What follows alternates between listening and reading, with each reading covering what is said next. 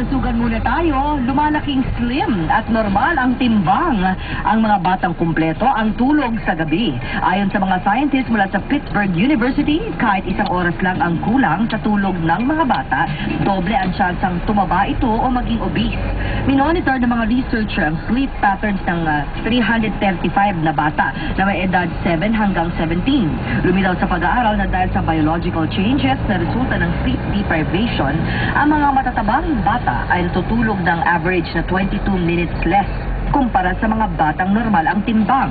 Nadiskubre rin na ang kakulangan sa tulog ay nagpapabago sa hormone levels at nakakagutom, dahilan para mas lumaki o dumami ang kakainin sa araw-araw.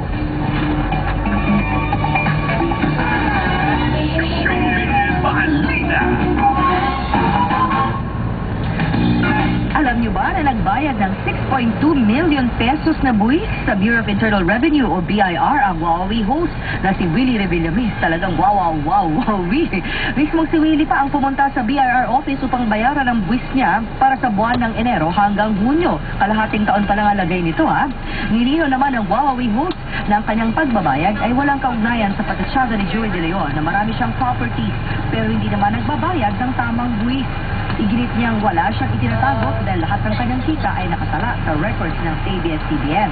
Tulad naman ng inaasahan, nagmistulang programa ang Wawawi ang pagbabayad ni Willie nang pagkaguluhan siya ng mga empleyado ng BIR. Wow! Congrats, Willie! Yan, ang gandang empleyado nagbabayad ng tamang buwis. Samantala, isang bonggang mini Olympics ang mapapanood ngayong Sabado sa espesyal na anniversary episode ng That's My Doc. Magiging guest nila Aga Mulak, Roderick Paulate, Bayani Agbayani at Lara Tigaman para sa episode ngayong gabi, sina John Prats, Shaina Magtayaw, J.R. Shabok, Baha Salvador, Makisig Morales at Vice Ganda. Sa bubuo ng That's My Doc, Happy Anniversary, Doc!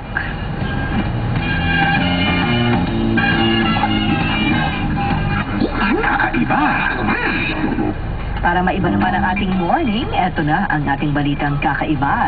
Meow! Kat-kat, makinig ka. Isang pusa ang nakasama sa European tour ng kanyang mga amo dahil ayaw na mahiwalay sa kanilang precious alaga. Ang 3 taong gulang na pusang si Sugar ay bumisita na sa Norway, France, Belgium, Germany, Denmark at Sweden matapos siyang maikuha ng pet passport ng kanyang mga generous na amo. Gumastos pa ang mag-asawang sina Tracy at Colin Wood ng 37,000